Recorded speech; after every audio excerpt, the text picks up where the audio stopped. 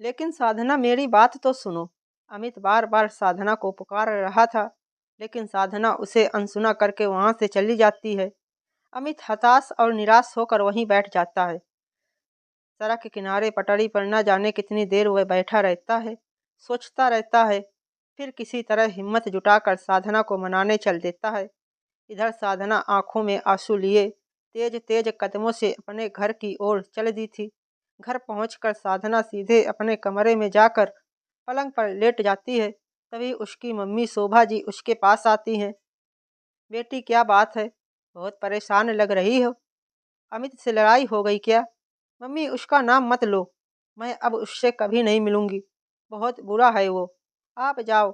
इस समय मुझे किसी से बात नहीं करनी, साधना ने बोला और बगैर जवाब का इंतजार करे वह दूसरी ओर मुंह करके लेट गई।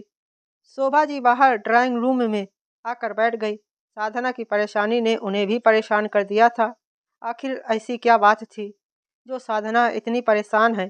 तभी यही सोचकर शोभा जी भी इधर उधर टहलने लगती हैं। तभी डोरबेल बजती है। शोभा जी गेट खोलती हैं तो सामने अमित खड़ा था। आंटी जी, साधना है क्या? शोभा जी ने उसे ड्राइंग रूम में बिठाया और पूछा, बेटा क्या बात हो गई? वो बहुत परेशान है। कुछ नहीं आंटी, बस ऐसे ही। कुछ नहीं आंटी, बस ऐसे ही गुस्सा हो गई। क्या मैं उससे मिल सकता हूँ?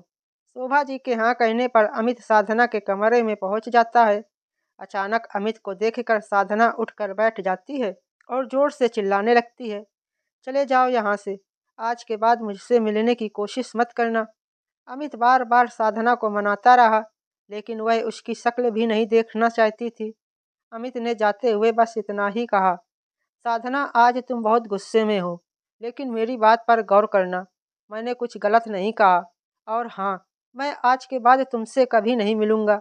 अमित के बाहर जाते ही शोभा जी फिर से साधना के कमरे में आई और बोली, ये क्या किया बेटी? अमित कितना अच्छा है, तूने उसे बेइज्जत करके घर से निकाल दिया। साधना कुछ नहीं बोली, वह चुपचाप रोती रही। आखिर हुआ क्या था? दरअसल अमित और साधना की मुलाकात एक बस स्टैंड पर हुई थी। अमित अपने घर जा रहा था। रात का समय था। साधना भी अपने गांव के लिए बस के इंतजार में बैठी थी। बस स्टैंड पर मुश्किल से 2-4 लोग होंगे। साधना बार बार घड़ी देख रही थी।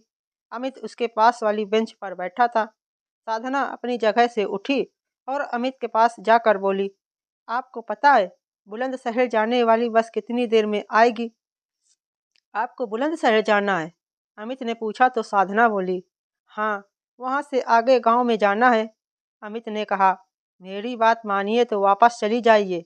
यहाँ बस का कुछ अता पता नहीं, कब आएगी। रात ज़्यादा हो रही है।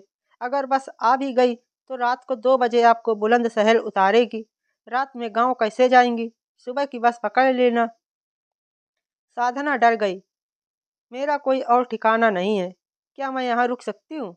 अमित ये सुनकर बोला, नहीं, यहाँ सेफ नहीं है। आप इस शहर में किसी को नहीं जानती? साधना ने डरते हुए कहा, मैं यहाँ किसी के बुलाने पर नौकरी के लिए आई थी।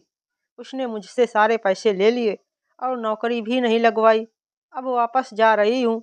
अमित बोला, वैसे तो मैं आपको नहीं जानता, पर अगर ऐसा है तो आप मेरे घर चलिए, सुबह तक रुकिएगा और सुबह बस पकड़ लेना। घबराइए मत, यहीं पास में मेरा घर है।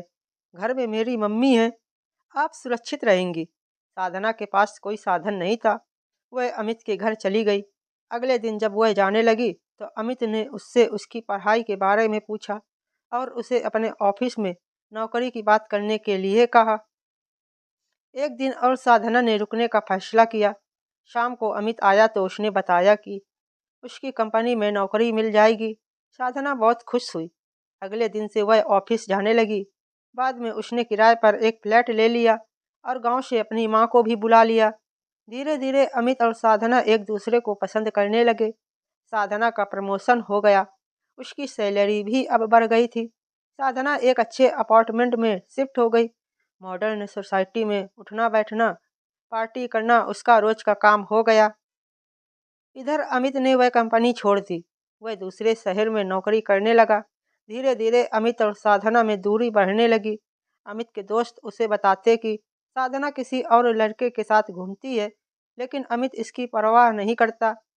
धीरे धीरे अमित का भ्रम टूटने लगा। साधना उसका फ़ोन नहीं उठाती थी, मैसेज का जवाब नहीं देती थी। एक दिन अमित अपनी माँ से मिलने आया तो उसने साधना को बाहर मिलने के लिए बुलाया। अमित ने साधना के सामने शादी का प्रस्ताव रखा और दूसरे शहर में उसके साथ चलने के लिए कहा। साधना ने साफ मना कर दिया। अमित ने कहा, मैंने तुम्हारे लिए नौकरी का भी इंतजाम कर लिया है। जितना पैकेज यहाँ मिल रहा है उससे अच्छा मिल जाएगा। इसी बात को लेकर अमित और साधना में कहा-सुनी हो रही थी। तभी अमित ने कहा, साधना भूलो मत, तुम आज जो कुछ भी हो मेरी वजह से हो। उस समय तुम मेरे प्यार के लिए तरसती थी, आज मेरा फ़ोन भी नहीं उठाती। साफ साफ बताओ, बात क्या है? साधना बोली, अमित मैं अभी शादी नहीं करना चाहती। जीवन में शादी सब कुछ नहीं होती। यहाँ आज़ादी से जीना, ये सब छोड़कर मैं तुम्हारे साथ नहीं आ सकती।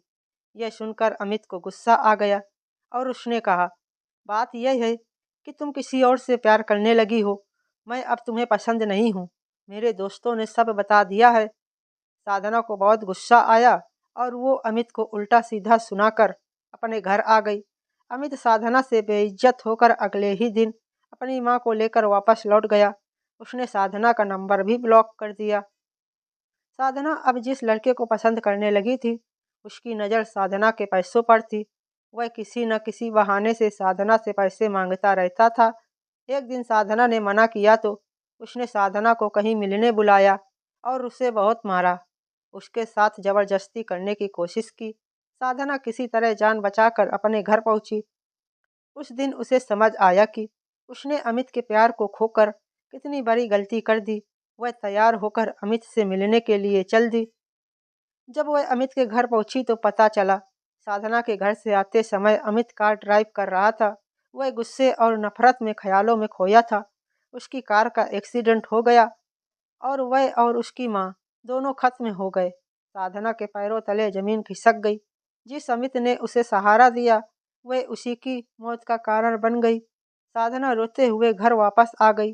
उसने अपनी मम्मी से कहा, मम्मी गांव वापस चलो। अब मैं ना यहाँ नौकरी कर पाऊंगी ना शादी। दोनों गांव के लिए रवाना हो गए। यह कहानी आपको कैसी लगी हमें कमेंट बॉक्स में ज़रूर बताएं और ऐसी ही कहानियाँ सुनने के लिए हमारे चैनल को सब्सक्राइब करें। धन्यवाद।